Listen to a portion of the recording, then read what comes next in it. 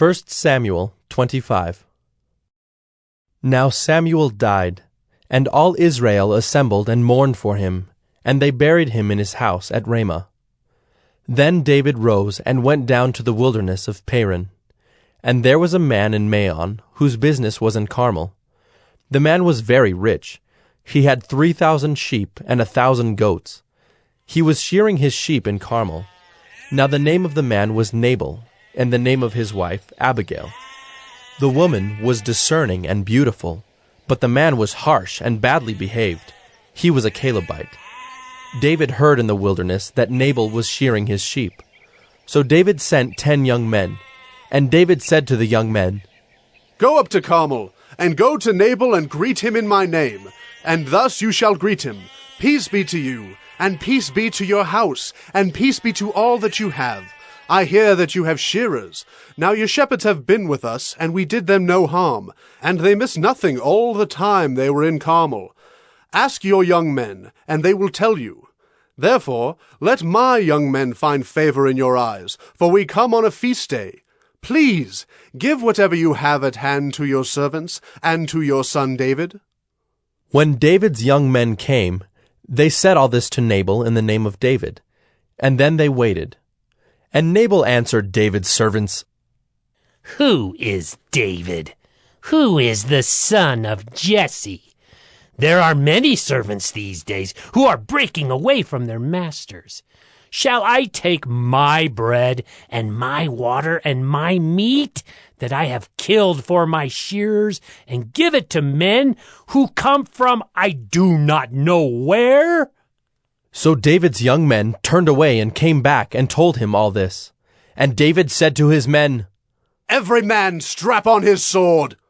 And every man of them strapped on his sword. David also strapped on his sword. And about 400 men went up after David, while 200 remained with the baggage. But one of the young men told Abigail, Nabal's wife, "Behold, David sent messengers out of the wilderness to greet our master, and he railed at them. Yet the men were very good to us, and we suffered no harm, and we did not miss anything when we were in the fields, as long as we went with them. They were a wall to us both by night and by day, all the while we were with them keeping the sheep. Now therefore know this, and consider what you should do, for harm is determined against our master and against all his house, and he is such a worthless man that one cannot speak to him." Then Abigail made haste, and took 200 loaves, and 2 skins of wine, and 5 sheep already prepared, and 5 seahs of parched grain, and 100 clusters of raisins, and 200 cakes of figs, and laid them on donkeys. And she said to her young men, "Go on before me. Behold, I come after you." But she did not tell her husband Nabal. And as she rode on the donkey, and came down under cover of the mountain, behold, David and his men came down toward her, and she met them. Now David had said, "Surely in vain have I guarded all that this fellow has in the wilderness, so that nothing was missed of all that belonged to him, and he has returned me evil for good. God do so to the enemies of David, and more also, if by morning I leave so much as one male of all who belong to him." When Abigail saw David, she hurried and got down from the donkey, and fell before David on her face, and bowed to the ground. She fell at his feet, and said, "On me alone, my lord, be the guilt. Please let your servant speak in your ears, and hear the words of your servant. Let not my lord regard this worthless fellow Nabal, for as his name is, so is he. Nabal is his name, and folly is with him. But I, your servant, did not see the young men of my lord whom you sent. Now then, my lord, as the Lord lives, and as your soul lives, because the Lord has restrained you from blood guilt and from saving with your own hand, now then let your enemies and those who seek to do evil to my lord be as Nabal. And now let this present that your servant has brought to my lord be given to the young men who follow my lord. Please forgive the trespass of your servant, for the Lord will certainly make my lord a sure house, because my lord is fighting the battles of the Lord, and evil shall not be found in you, so long as you live.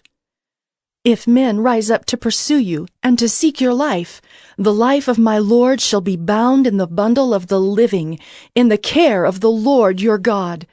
and the lives of your enemies he shall sling out as from the hollow of a sling. And when the Lord has done to my Lord according to all the good that he has spoken concerning you, and has appointed you prince over Israel, my Lord shall have no cause of grief, or pains of conscience for having shed blood without cause, or for my Lord taking vengeance himself. And when the Lord has dealt well with my Lord, then remember your servant. And David said to Abigail, Blessed be the Lord, the God of Israel, who sent you this day to meet me. Blessed be your discretion, and blessed be you, who have kept me this day from blood guilt, and from avenging myself with my own hand. For as surely as the Lord, the God of Israel, lives, who has restrained me from hurting you, unless you had hurried and come to meet me, truly by morning there had not been left to Nabal so much as one male. Then David received from her hand what she had brought him. And he said to her, Go up in peace to your house. See, I have obeyed your voice, and I have granted your petition. And Abigail came to Nabal, and behold, he was holding a feast in his house, like the feast of a king. And Nabal's heart was merry within him, for he was very drunk. So she told him nothing at all until the morning light. In the morning, when the wine had gone out of Nabal, his wife told him these things, and his heart died within him, and he became as a stone. And about 10 days later the Lord struck Nabal, and he died. When David heard that Nabal was dead, he said, Blessed be the Lord who has avenged the insult I received at the hand of Nabal, and has kept back his servant from wrongdoing. The Lord has returned the evil of Nabal on his own head. Then David sent and spoke to Abigail to take her as his wife. When the servants of David came to Abigail at Carmel, they said to her, David has sent us to you to take you to him as his wife.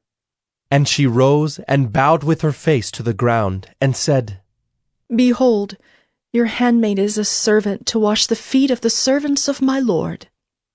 And Abigail hurried and rose and mounted a donkey, and her 5 young women attended her. She followed the messengers of David and became his wife. David also took Ahinoam of Jezreel, and both of them became his wives.